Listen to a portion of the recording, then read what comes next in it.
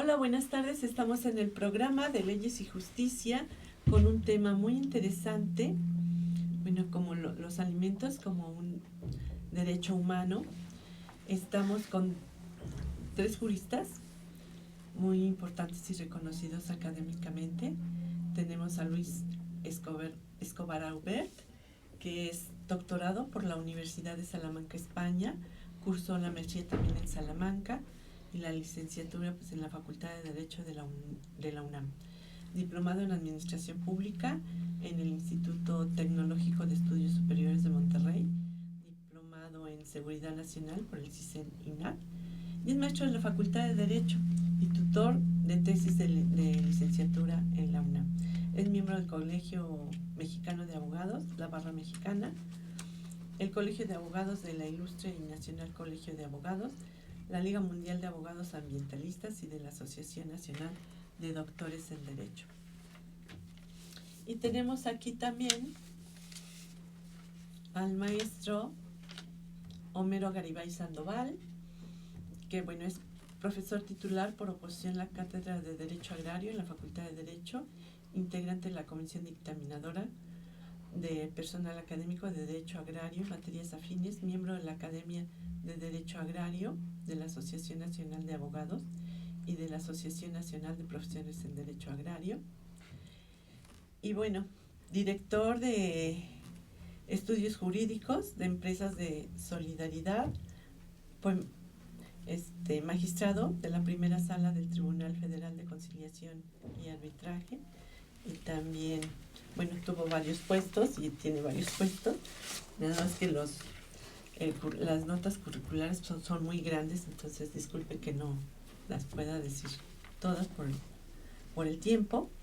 Tenemos al maestro José Eduardo Espinosa de los Monteros Aviña, que bueno, también hizo sus estudios en la FES de Acatlán, estudios de posgrado en la Universidad Panamericana con 4 especialidades: Derecho Financiero, Económico, Derecho Internacional, Económico, Corporativo, Derecho Mercantil, también Derecho Norteamericano, especialista en Derecho a la Alimentación de la Universidad Nacional Autónoma de Coahuila, especialista en Propiedad Industrial y Derechos de Autor, y también egresado del Instituto Superior de Intérpretes y Traductores en Idiomas en grado Teachers.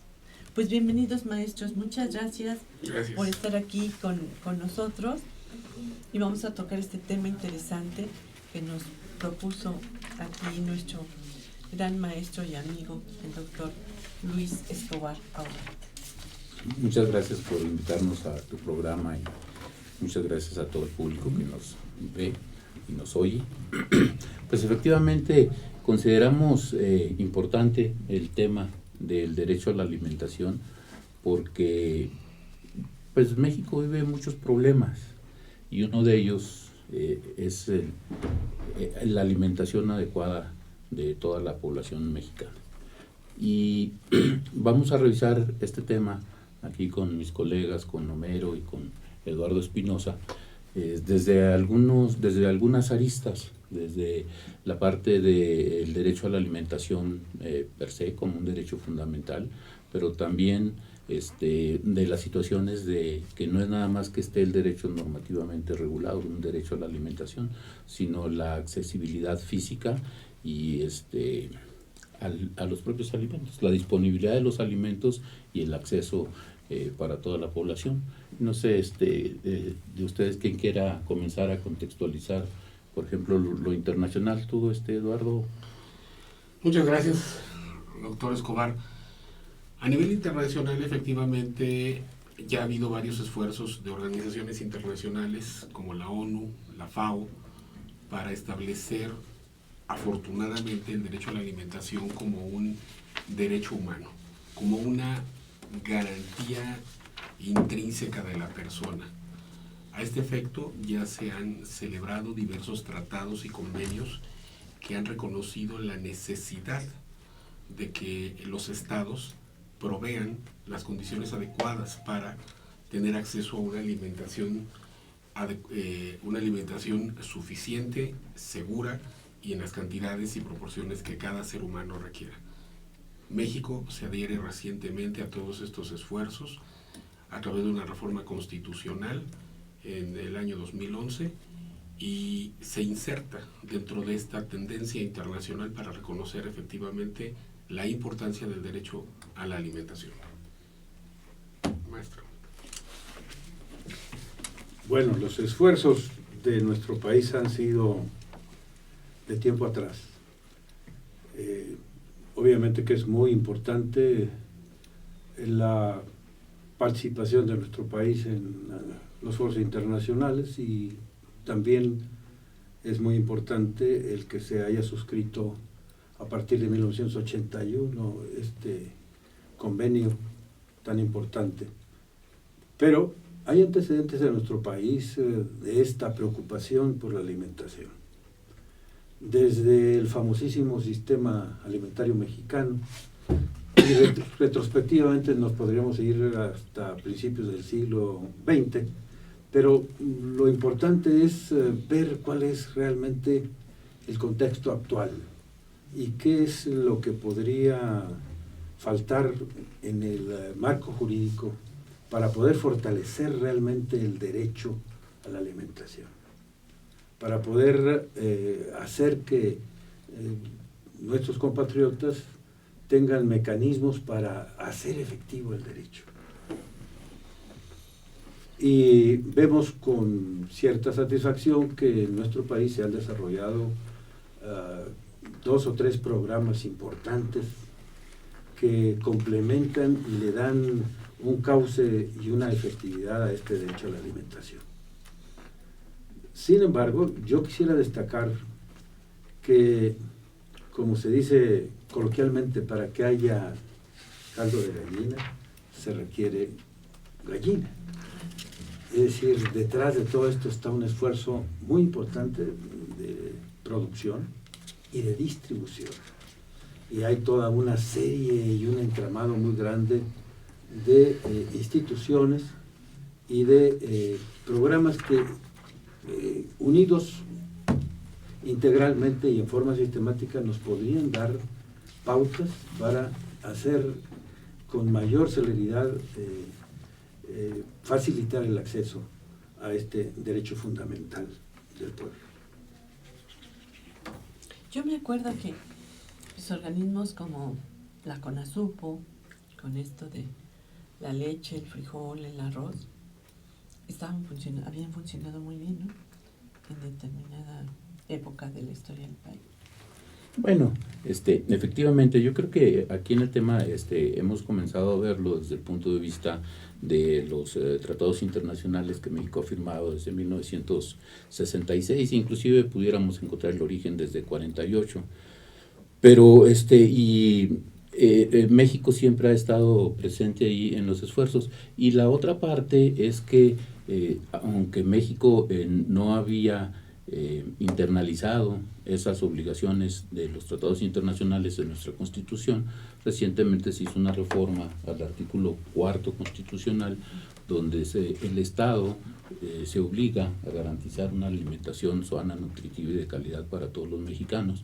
Y falta en legislación secundaria una ley reglamentaria de esa garantía constitucional, aunque también en la propia Constitución, en el texto constitucional, el artículo 27 establece también la obligación del Estado de generar un sistema de abasto. Y en la Ley de Desarrollo Rural Sustentable vienen normas complementarias, ¿no? Creemos que, o por lo menos hablo por mí, que falta una ley reglamentaria de este derecho humano reconocido en el cuarto constitucional. Y por otra parte son las políticas públicas que acertadamente nos comenta nuestra colega Leticia Rojas, o Leti Rojas. Y de políticas públicas podemos hablar mucho, porque estas políticas públicas, como atinadamente mencionaba Homero, ya muy específicas y muy concretas, pero siempre habían estado presentes cuando se comienza a planear las políticas públicas en México, pues la necesidad de alimentar adecuadamente a la población. Y por eso comenzaba yo mi alocución diciendo que este tema lo consideramos muy importante porque estoy convencido que la mayor violencia que sufren ahorita los mexicanos no es la violencia de la inseguridad, sino que la mayor violencia que sufrimos es que haya tantos mexicanos que sufren algún grado de pobreza. Y la más lamentable es la pobreza alimentaria. Y efectivamente, si revisamos ahorita como lo vamos a hacer, pudiéramos comenzar a ver que en políticas públicas el Estado ha ido variando y modificando su política, y habría que ver los objetivos de esa política, ¿no? ¿El Estado necesariamente es el que produce o solo induce la producción y hasta dónde, ¿no? Este derecho a la alimentación, ¿cómo va a participar el Estado? ¿El Estado va a tener un almacén lleno de alimentos para darle a la gente? ¿Cuál va a ser la mecánica de esas políticas públicas para traducir en acciones gubernamentales concretas este derecho? No sé si sigas, Eduardo. Sí, con gusto. Si hacemos una retrospectiva de las políticas públicas en México y nos vamos, como bien se decía, hasta principios del siglo XX, la política alimentaria en México empieza teniendo un carácter asistencialista.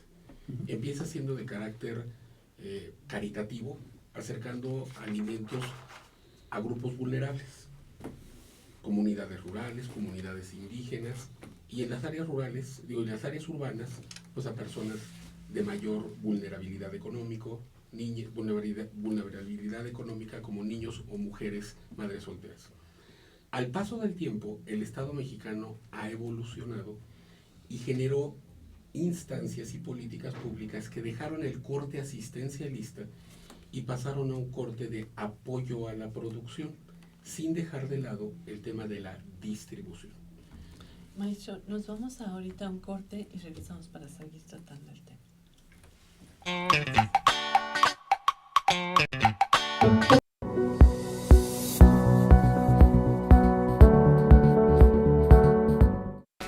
En Deiman contamos con 3 centros de distribución en México, ubicados en las ciudades de Guadalajara, Puebla y México. Distribuimos al interior de los Estados Unidos por medio de un centro de distribución ubicado en la ciudad de El Paso, Texas.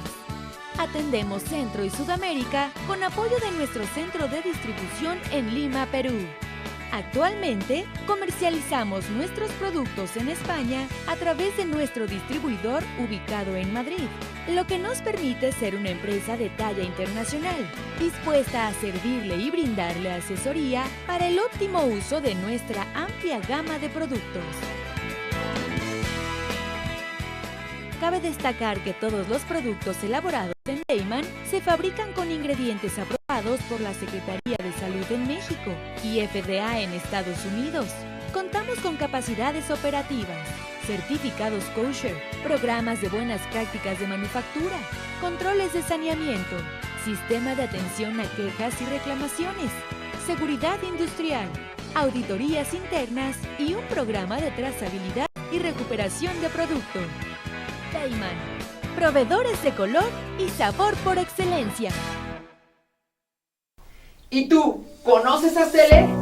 Aztele es una televisora por internet con diferentes contenidos empresariales, emprendedores, deportivo, sociales, juveniles, infantiles. Nosotros somos Aztele.tv.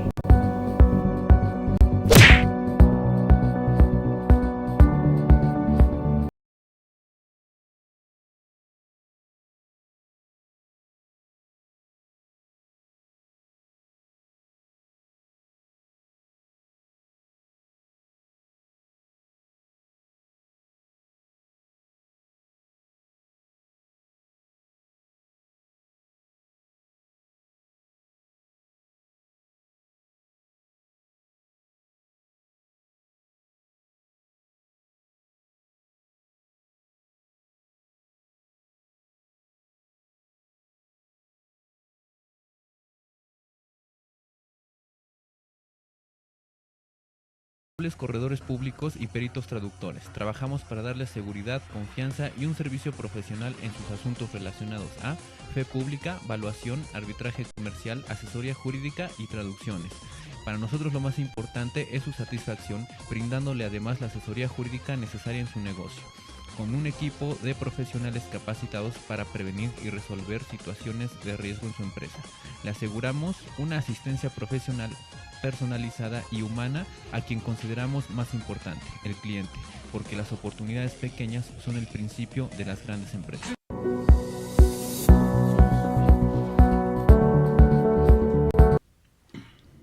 Estamos de regreso en el programa de Leyes y Justicia, tratando este interesante tema, el derecho a la alimentación como un derecho humano, muy interesante.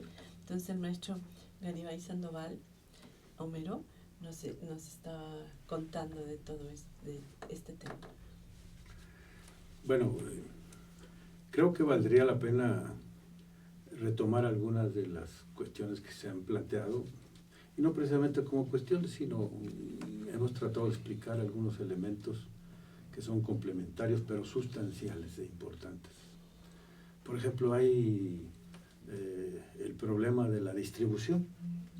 El problema de la distribución que usted trataba hace un momento a través de dos instituciones que fueron muy importantes, DICONSA y LICONSA, y que están todavía operando, que pertenecían al sistema CONASUPO, una institución, un organismo que se estableció precisamente estableciendo un interesante vínculo entre el campo y el consumo, que operó a nuestro juicio satisfactoriamente hasta que llegó un momento en el cual hubo algunos problemas derivados de nuestra incorporación al sistema de libre comercio, en que se trató de hacer algunos ajustes en las instituciones que supuestamente distorsionaban el comercio.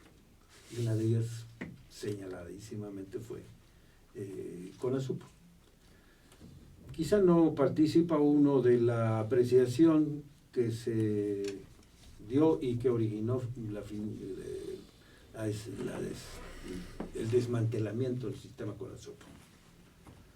Y ahora se está sintiendo precisamente la necesidad de restablecer cuando menos algunas de las funciones que originaron ese complejo. Es insuficiente totalmente el sistema actual de DICONSA y LICONSA. Las necesidades alimentarias de las zonas rurales y de la ciudad han ido creciendo, por desgracia, y no se han podido satisfacer precisamente por las limitaciones a que están sujetas estas instituciones, que habrá que fortalecer y que habrá que adecuar el sistema internacional de comercio y demás, pero tomando como base las necesidades alimenticias del pueblo mexicano. ¿No dicho? Sí, y eso nos lleva a lo que planteábamos antes, ¿no? ¿Cuál debe ser la intervención del Estado? Que la propia norma constitucional lo obliga, y el Estado mismo se genera a sí mismo esa obligación al legislarse en nuestro derecho interno, derecho a la alimentación. ¿Hasta dónde va a intervenir el Estado? Homero lo decía de manera muy elegante, pero quiero retomar esa parte.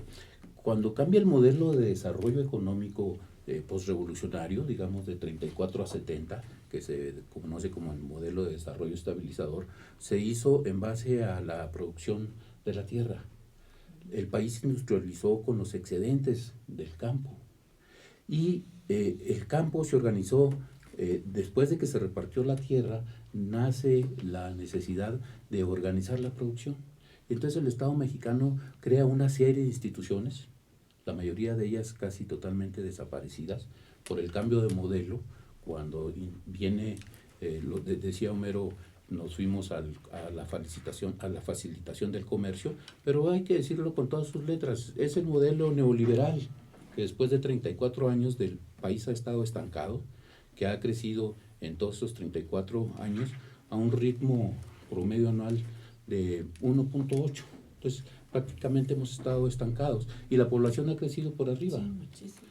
Y entonces el Estado mexicano en esa época creó una serie de instituciones, los bancos de crédito primero, Agrícola, Gidal, etcétera, y terminaron fusionados en uno solo, en Banrural, una aseguradora nacional agrícola y ganadera, la productora nacional de semillas Pronace, el sistema Conasupo, Fertimex, etcétera, etcétera. Una serie de instituciones para hacer producir el campo.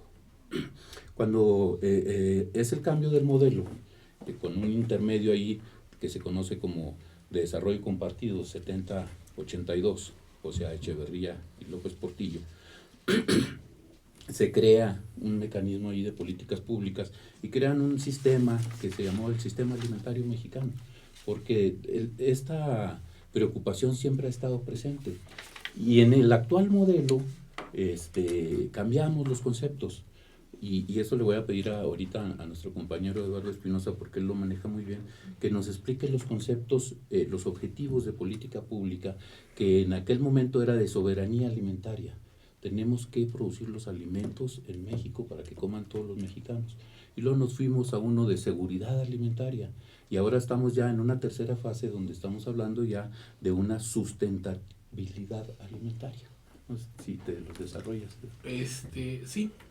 El modelo actual de la sustentabilidad alimentaria no solo prevé garantizar la producción de alimentos los necesarios para el consumo de la población, también prevé que la producción de alimentos sea rentable, sea continua y en las mejores condiciones para que estos alimentos sean sanos, y también que la actividad agrícola, la actividad pecuaria o la actividad pesquera no degraden el medio ambiente y su producción siempre sea acorde a los estándares de protección ambiental. Actualmente el modelo tiene sus aciertos, el modelo de producción de alimentos y obviamente áreas de oportunidad. Actualmente el Estado mexicano promueve al campo con la visión de que el productor ya no sea visto como vulnerable o un hijo menor de edad. O sea, se le trata de dar el carácter de un hijo mayor de edad y que el productor produzca alimentos no como un apostolado, sino como una verdadera condición económica que le permita crecer y a su vez asegurar en el mercado mexicano la existencia de alimentos. También se reconoce, ningún país en el mundo puede producir por sí mismo todos los alimentos que consume o que requiere.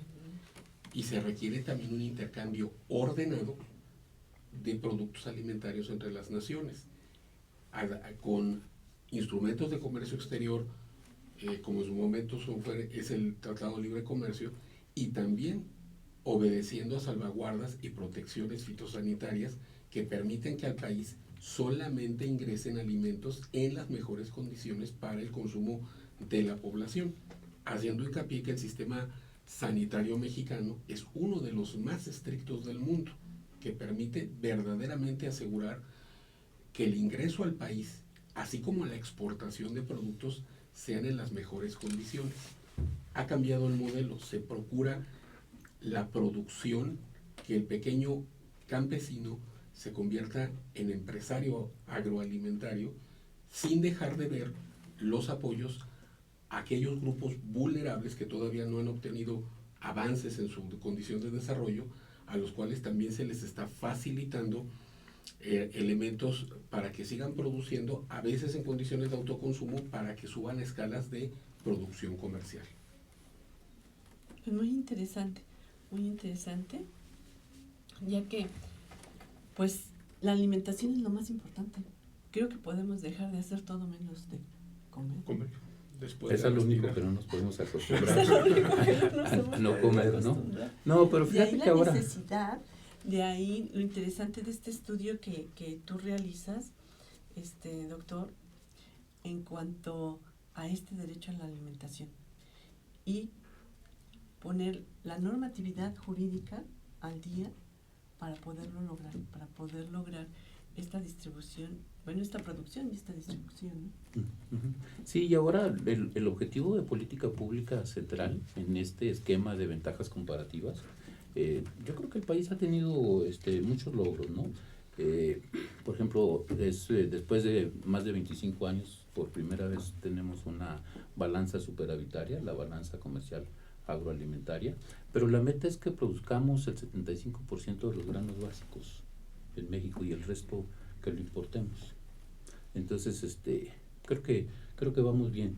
Y luego traemos un grave problema, que tenemos una superficie agrícola con agua pequeña, muy productiva, la ha estado haciendo muy productiva, pero tenemos mucho territorio con malos cielos y con mala tierra, y no producimos lo suficiente. Y quienes se han quedado en el campo, que también se nos ha despoblado, se han migrado a las ciudades, viven en condiciones de extrema pobreza, de sobrevivencia apenas, ¿no?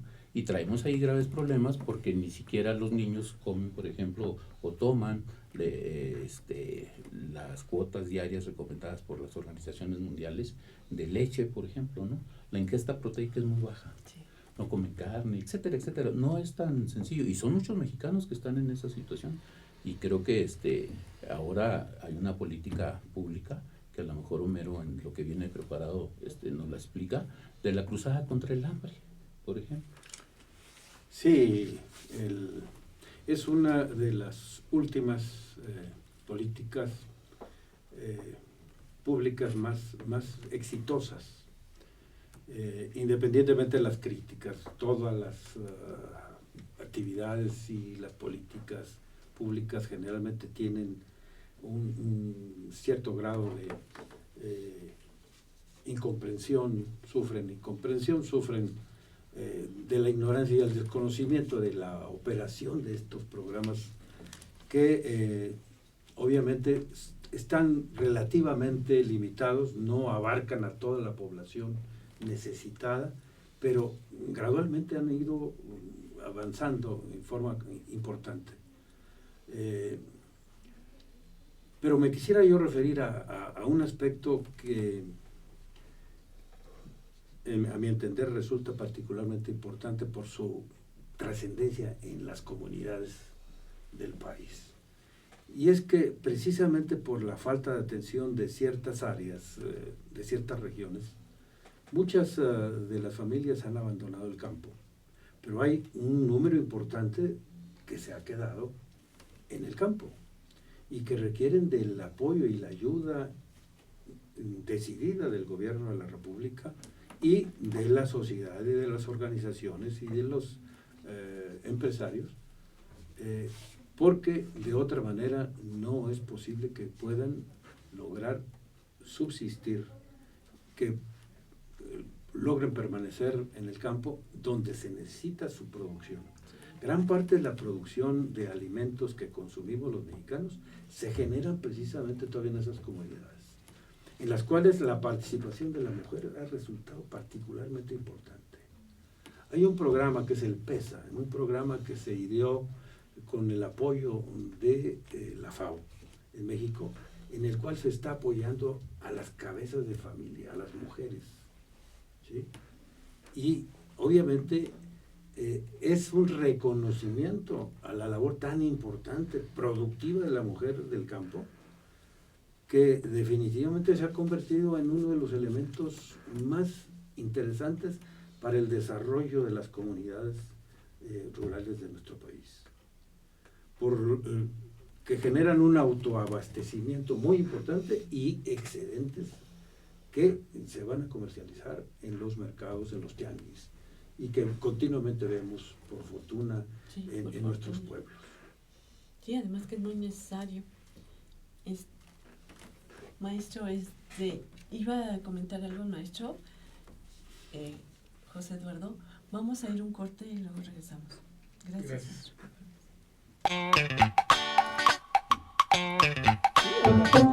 ¿Y tú, conoces Astele? Astele es una televisora por internet con diferentes contenidos empresariales, emprendedores, deportivo, sociales, juveniles, infantiles. Nosotros somos Astele.tv.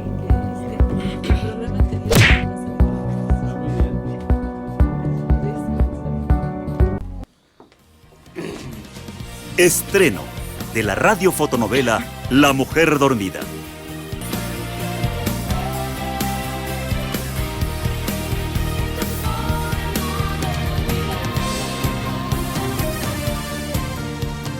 ¿Será posible que una mirada transforme tu vida?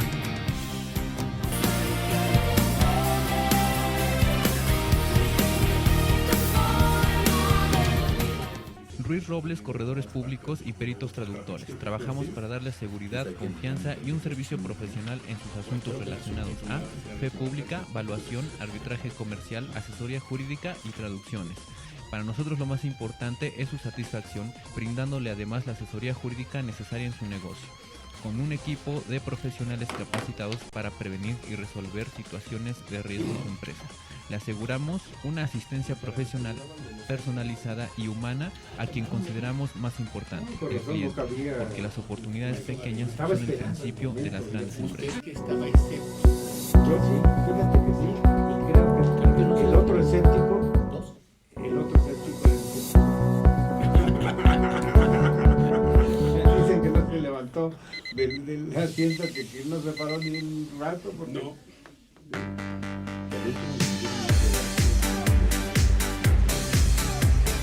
Cuando la vida te pone a sudar, hidrata la vida. Electrolit, científicamente hidratante.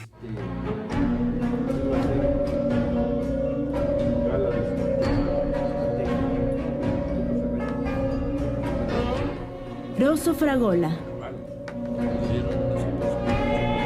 Arte en fresa que seduce tus sentidos.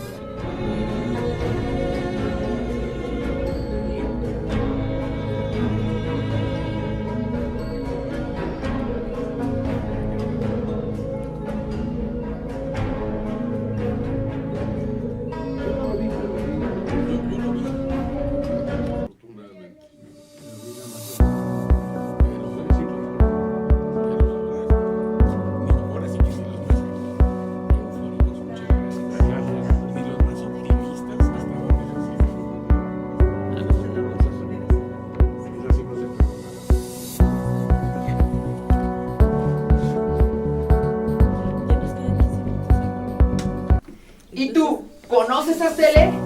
Astele es una televisora por internet con diferentes contenidos empresariales, emprendedores,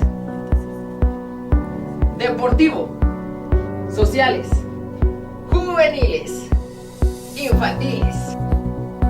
Nosotros somos Astele.tv.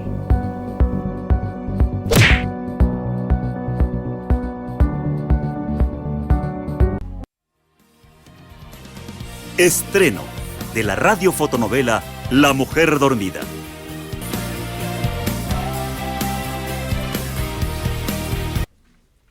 Pues estamos en este programa de Leyes y Justicia.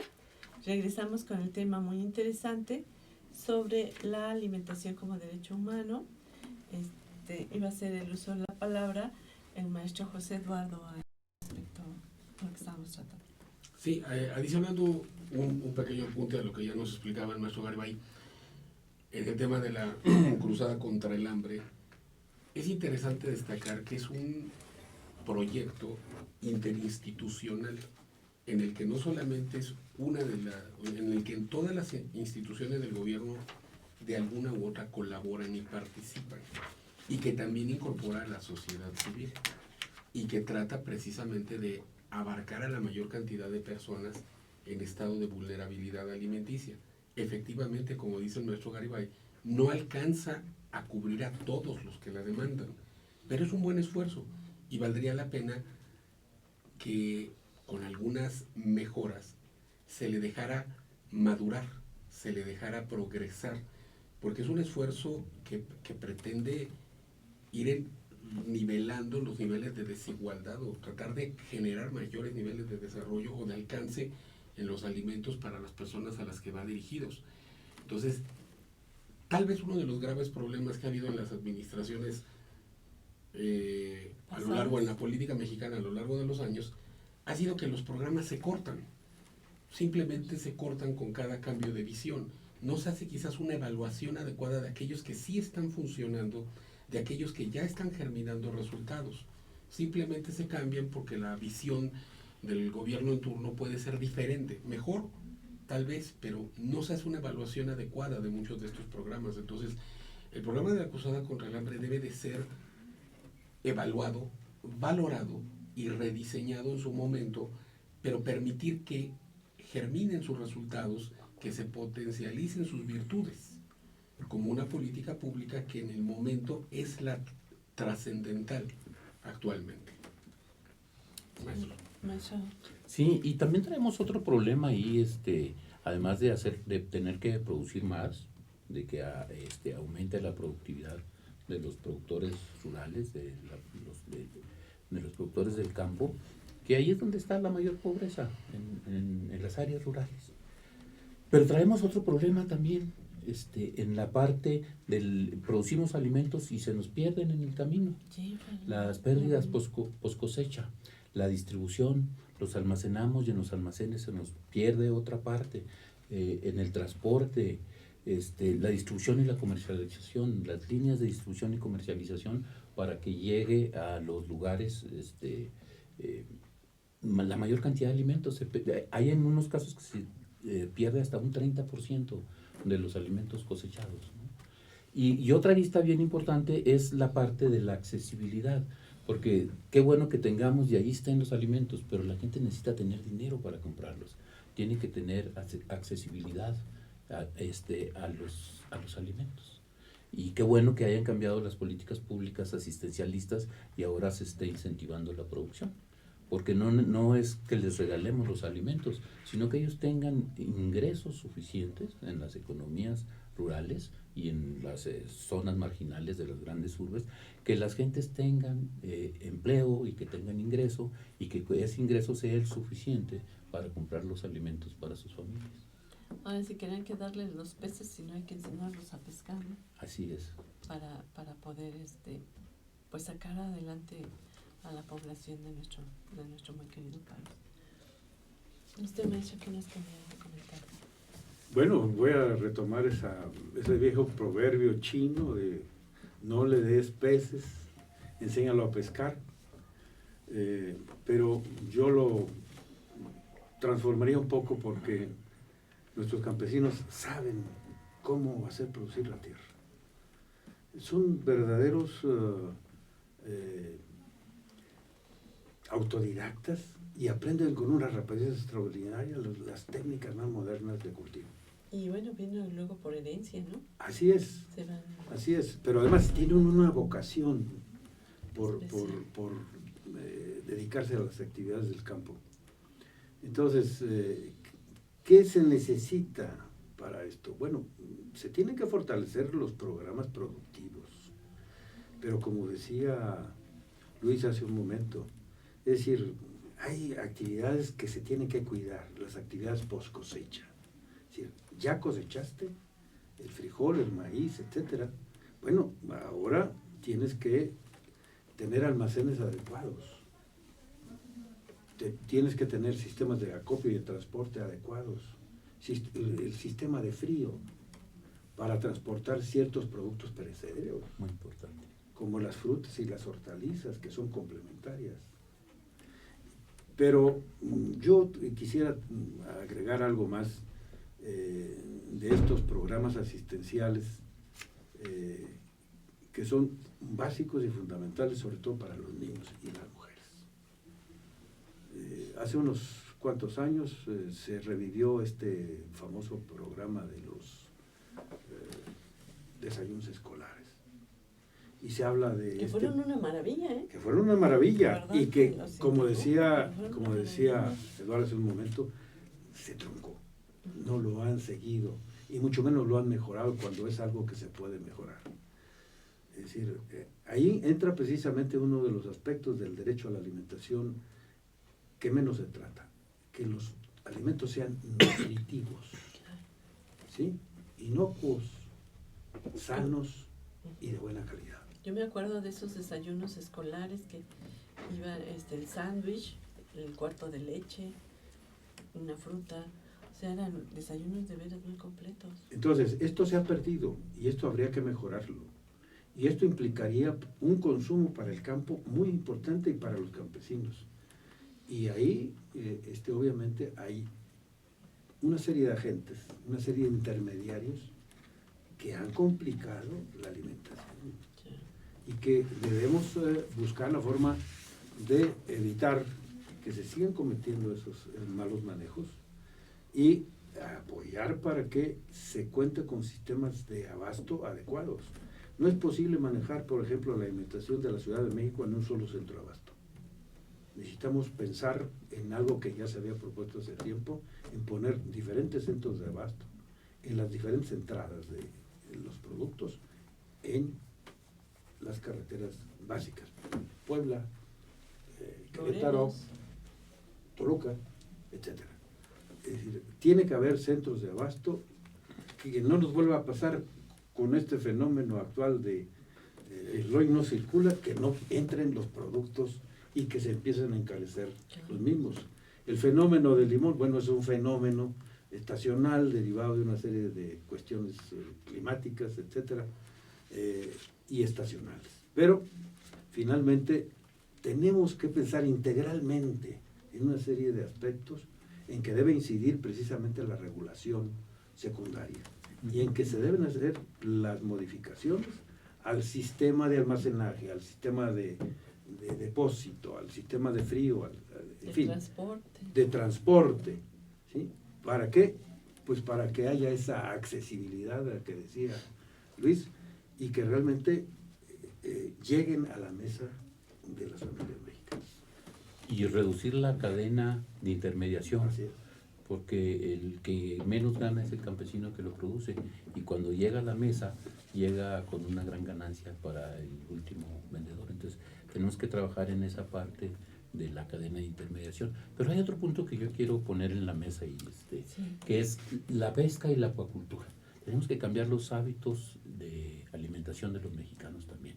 Necesitamos que los mexicanos, y tenemos la producción suficiente para que cambien su alimentación y coman más pescado. Y lo podemos hacer con una acuacultura y ampliar, potencializar esa gran riqueza pesquera que tiene nuestro país. Tenemos ambas costas, entonces, de nuestro más país. de 15,000 kilómetros. Más de 15,000 kilómetros.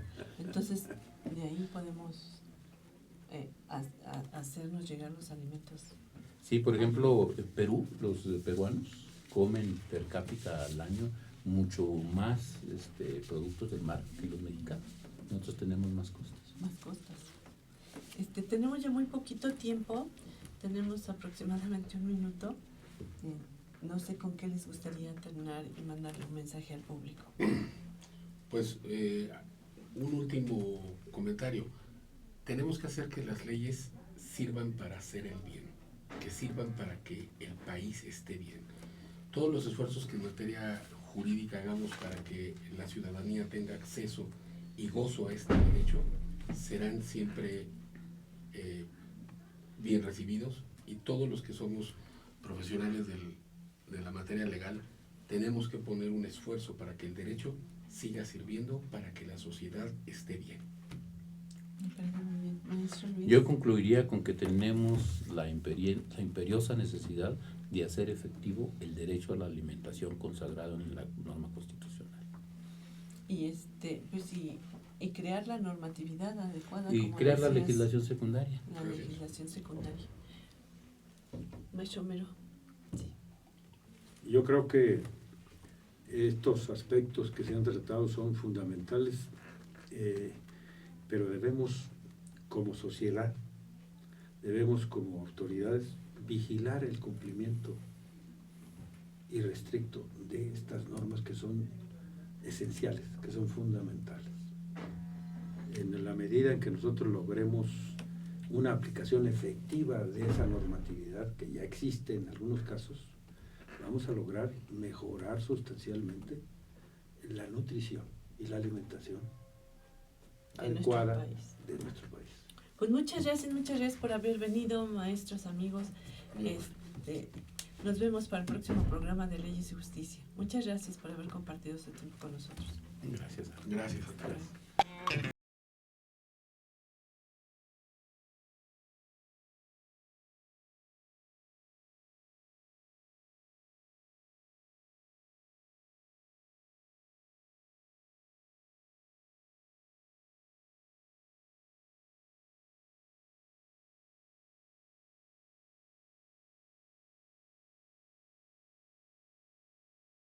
Gracias.